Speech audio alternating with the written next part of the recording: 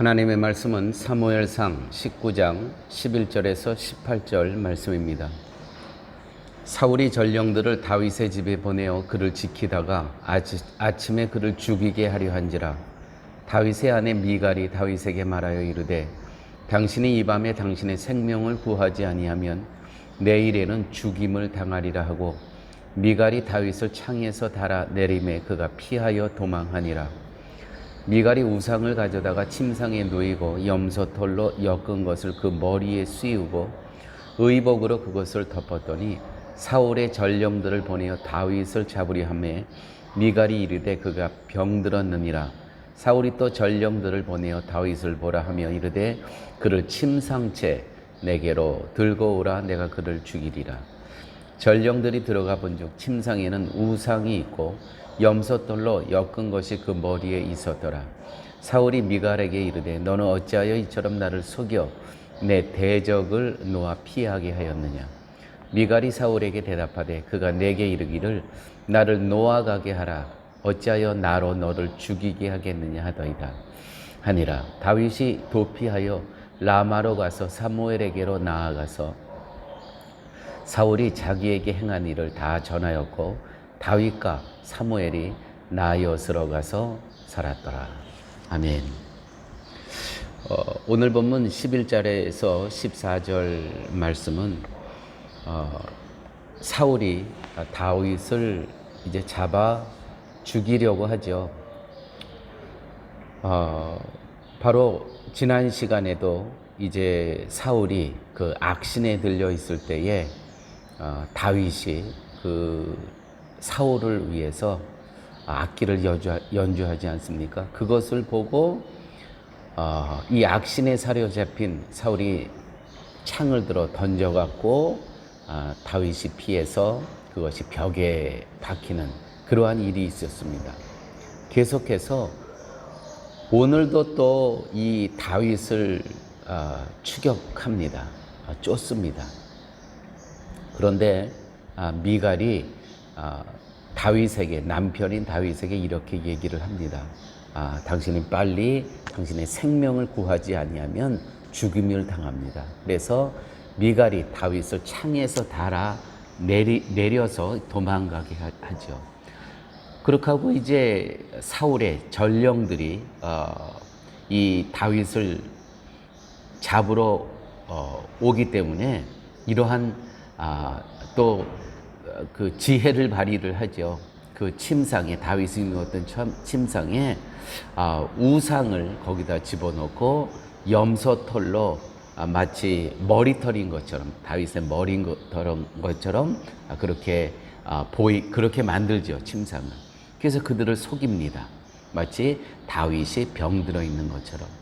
그와 같은 병들어 있다고 보고를 하니까 사울이 침상채 들고 와라. 침상채 들고 와서 결국 그것이 우상을 거기다 집어넣고 또 염소털로 머리를 만들어 것이 발각이 됩니다. 너는 어찌하여 나에게 이렇게 하였느냐. 미갈에게 야단치죠. 미갈이 하는 얘기가 나를 도망가게 하지 아니하면 내가 너를 죽일 수밖에 없다. 나를 도망가게 놔둬라. 이렇게 얘기를 했다는 겁니다. 참 지혜로운 아내입니다. 자, 사울이 또다시 악신에 들려 다윗을 죽이려고 할 때 다윗의 아내이며 사울의 딸인 미갈의 도움으로 이제 도망가게 되죠. 요나단도 아버지 사울을 명령을 거역하고 다윗을 옹호하고 다윗을 선대했습니다. 왕이며 아버지의 명령을 아들로서 딸로서 거역하기가 매우 힘들었을 겁니다. 그게 쉽겠습니까? 그러나 여호와 하나님께서는 사울의 왕국은 끝났고 다윗의 왕국이 도래를 하고 있다는 것을 준비하고 계셨음을 이 아들과 딸은 알고 있었다는 것이죠. 그러한 하나님의 뜻을 사울의 아들 요나단도 사울의 아내 미갈도 알았던 듯합니다.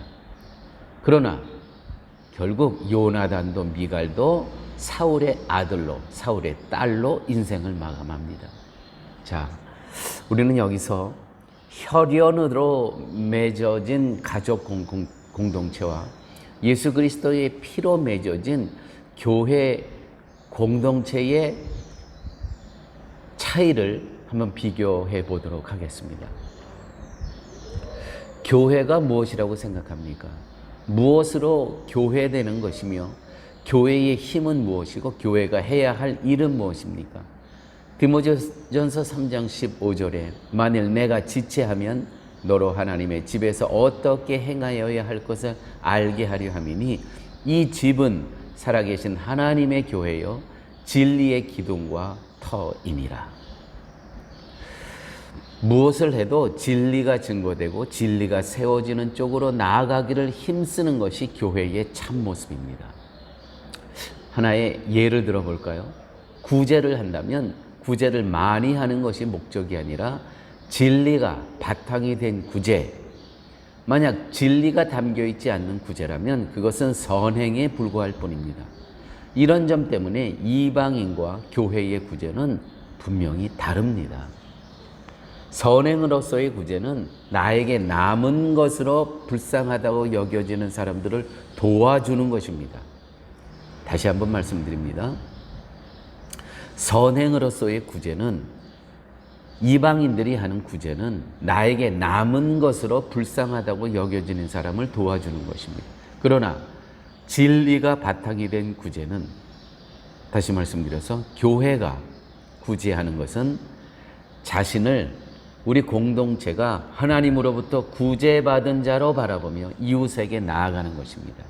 결국 내가 쓰고 남은 것을 주는 것이 아니라 하나님이 허락하신 것을 같이 나누는 것, 있는 자가 없는 자에게 선심 쓰는 것이 아니라 똑같이 하나님의 구제로 살아가는 존재로서 나누는 것, 지금 이 시간에 나에게는 있고 지금 이 시간에 저 사람에게는 없다는 것뿐입니다.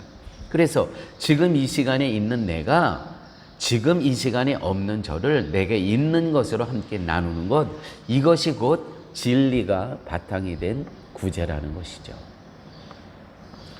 진리는 우리 쪽에서 정하는 것이 아니라 하나님께서 우리에게 내려주시는 것입니다. 그러므로 진리 앞에서 성도가 행할 것은 오직 순종뿐입니다. 세상은 오직 힘에게만 복종합니다. 그런데 진리는 세상이 원하는 힘이 없습니다. 오직 진리에 사로잡힌 자들만이 진리를 알아보고 순종합니다. 이것이 진리로 인해서 새롭게 세워진 나라, 진리에 복종하는 무리들이 있는 나라, 그것을 하나님의 나라, 그리고 교회라고 하죠.